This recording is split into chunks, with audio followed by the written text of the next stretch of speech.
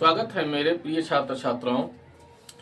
हम आज इस वीडियो में आपसे जो प्री बोर्ड परीक्षा अभी संपन्न हुई है हमारे यहाँ, उस परीक्षा में जो प्रश्न पत्र दिया गया है उस प्रश्न पत्र को मैं हल कराना चाहता हूँ ताकि ये प्रश्न पत्र आप सभी तक पहुँचे।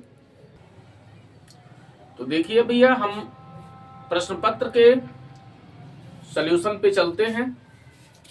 तो उसमें सबसे पहला प्रश्न पूछा गया है कि एक मोलल जलीय विलयन में विलेय का मोल प्रभाज आपको बताना है, इनमें से कौन है। विलेय का मोल प्रभाज, तो विलेय के मोल प्रभाज का सूत्र क्या होता है? N/N plus capital N। ये X विलेय निकालने का फार्मूला है। X विलेय, समझ में आई बात? जिसमें एक मोलल है, इसका मतलब एक मोलल की परिभाषा से आप समझिए कि 1000 ग्राम विलायक में यानी 1 किलोग्राम विलायक में विलेय के जो मोल घुले होते हैं, और वो मोल कितने घुले हैं? 1 मोलल है तो 1 मोल घुला हुआ है, यानी 1 किलोग्राम पानी में विलेय का 1 मोल घुला है। और N जो है वो विलेय के मोलों की संख्या होती है, तो ये 1 हो गया बटा ये भी विलेय के मोलों की संख्या 1 हो गया, प्लस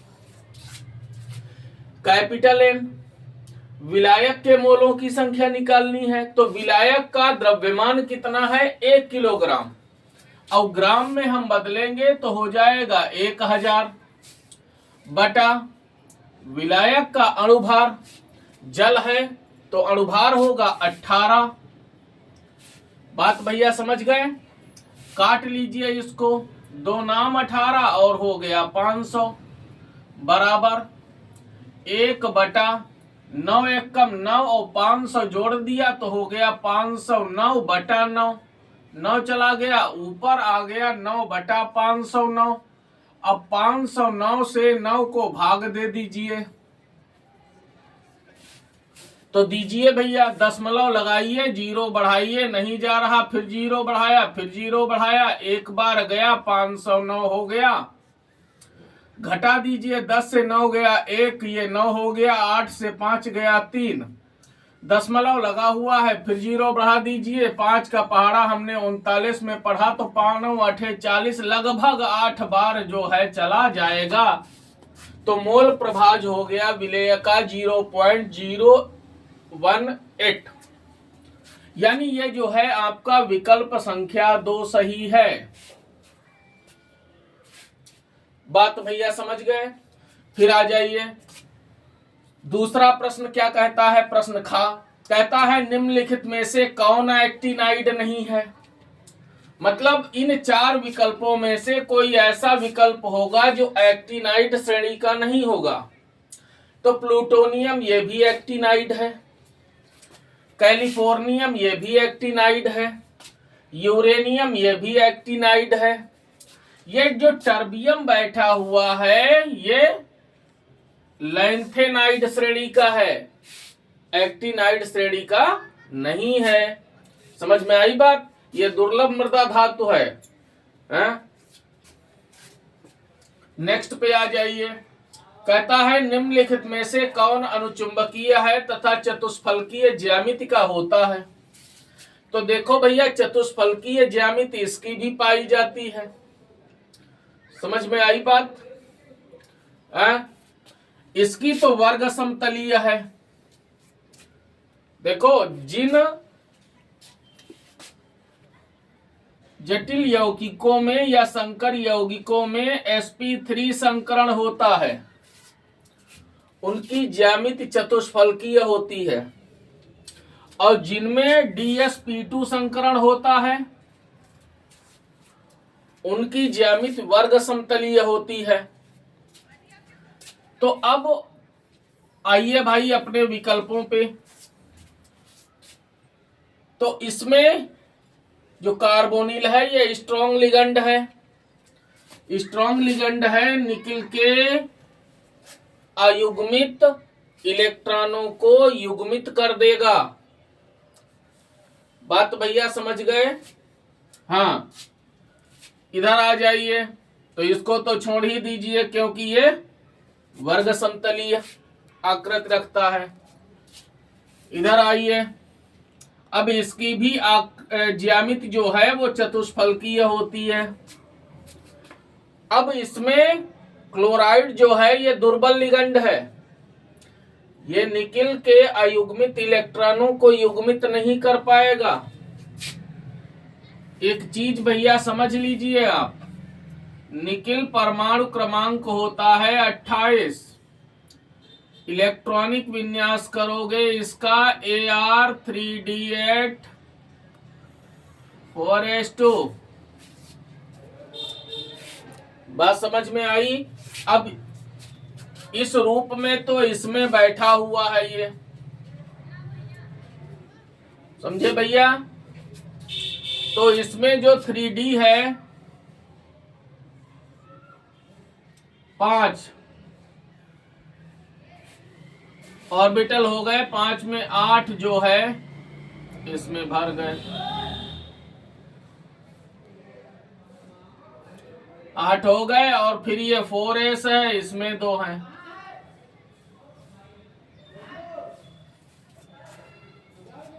सॉरी, ये है 4s, ये है 3D, 2 इलेक्ट्रॉन इसमें है। ठीक, उसके बाद में 4p आएगा, 3 इसमें है, ये 4p, ये रिक्त है। ठीक,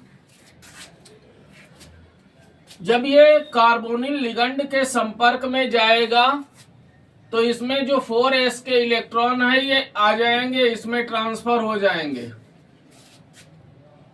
जिसकी वजह से sp3 तो संकरण होगा, ज्यामिति चतुष्फलकीय होगी, लेकिन इसमें अयुग्मित इलेक्ट्रॉन नहीं होंगे। तो ये विकल्प आपका सही नहीं है। कहता है भाई अनुचुंबकीय, कह रहा है अनुचुंबकीय तब होता है जब अयुग्मित इलेक्ट्रॉन पाए जाते हैं, नहीं पाए जाते हैं तो प्रतिचुंबकीय होता है। तो इस आधार पर यह प्रतिचुंबकीय हो जाएगा। भाई जैसे ही ये कार्बोनिल लिगंड के संपर्क में जाएगा 4s रिक्त हो जाएगा और इसके इलेक्ट्रॉन इसमें ट्रांसफर हो जाएंगे। तो कहां अयुग्मित इलेक्ट्रॉन है इसमें, तो इस वजह से ये चतुष्फलकीय ज्यामिति तो रखता है लेकिन अनुचुंबकीय नहीं है, इसलिए ये विकल्प सही नहीं है। इसकी आ जाइए, इसकी बात करें। अब इसमें निकिल जो है वो आयन के रूप में बैठा हुआ है, आयन के रूप में बैठा है, यानी निकिल आयन। चलो इधर मैं भैया समझा दे रहा हूं, जगह कम है।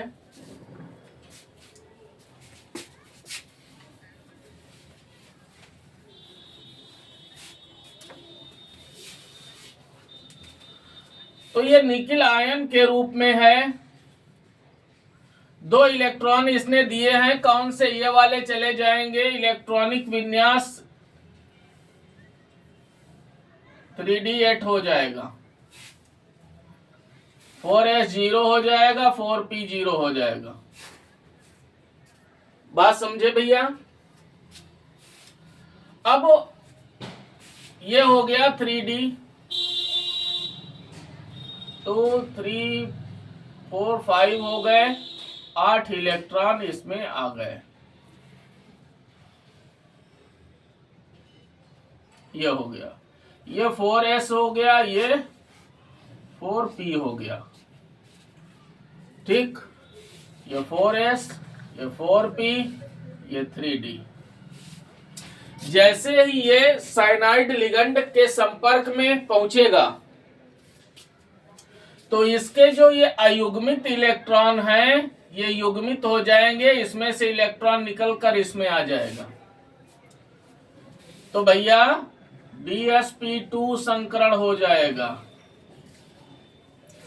और अभी हमने कहा कि जिनमें DsP2 संकरण पाया जाता है उनकी ज्यामिति वर्ग समतलीय होती है, तो इसकी ज्यामिति वर्ग समतलीय हो जाएगी। साथ में यह प्रतिचुंबकीय भी है, तो यह भी विकल्प आपका सही नहीं। अब आ जाइए इसमें भी निकिल जो है इस रूप में आयन के रूप में बैठा हुआ है।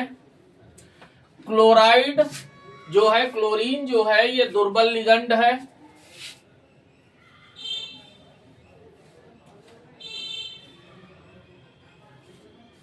दुर्बल लिगंड है ये निकिल आयन जब इसके संपर्क में जाएगा तो इसके अयुग्मित इलेक्ट्रॉन युग्मित नहीं होंगे, जैसे हैं ये ऐसे ही बने रहेंगे। ठीक, तो इसमें जो है sp3 संकरण हो जाएगा। तो चूंकि sp3 संकरण होगा तो ज्यामिति भी चतुष्फलकीय हो जाएगी, अयुग्मित इलेक्ट्रॉन पाए जा रहे हैं, तो अनुचुंबकीय प्रकृति भी हो जाएगी। अतः हमारा तीसरा विकल्प सही है। ये चौथा नहीं सही है, ये भी। अब हमको सही मिल गया है तो हमें अब उस पे जाने की आवश्यकता नहीं है। नेक्स्ट पे आ जाइए। कहता है बेंजोइल क्लोराइड का अपचयन H2 पैलेडियम और बेरियम सल्फेट के साथ होने पर बनता है। तो भैया आपको पता होना चाहिए, कई बार हमने आपको बताया है पिछले वीडियो में कि बेंजोइल क्लोराइड का अपचयन हाइड्रोजन के द्वारा पैलेडियम बेरियम सल्फेट उत्प्रेरक की उपस्थिति में सल्फर द्वारा आंशिक रूप से विषाक्त होता है बेरियम सल्फेट, और उबलती हुई जाइलिन में यह अभिक्रिया होती है, जिसके फलस्वरूप बेंजल्डिहाइड का निर्माण होता है। यह अभिक्रिया रोजनमुंड अपचयन बोली जाती है। विकल्प आपका पहला सही है। अब आ जाइए हिंसबर्ग अभिकर्मक पर।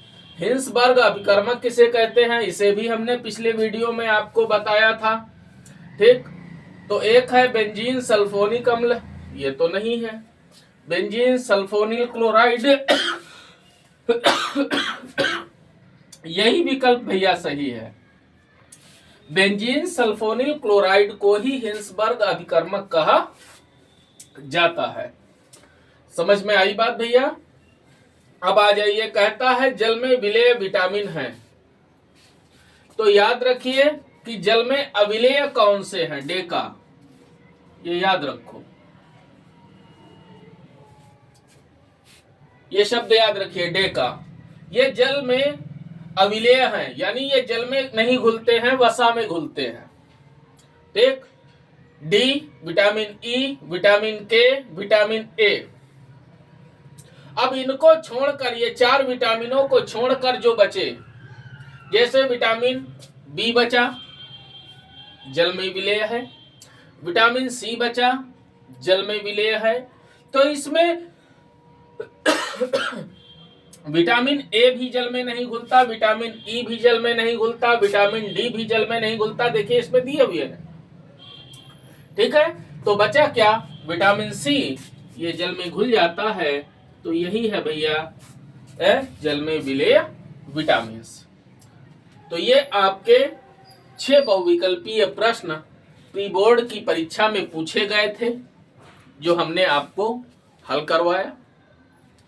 बाकी हम नेक्स्ट वीडियो में आपसे मुलाकात करते हैं। Watch and wait. Thank you.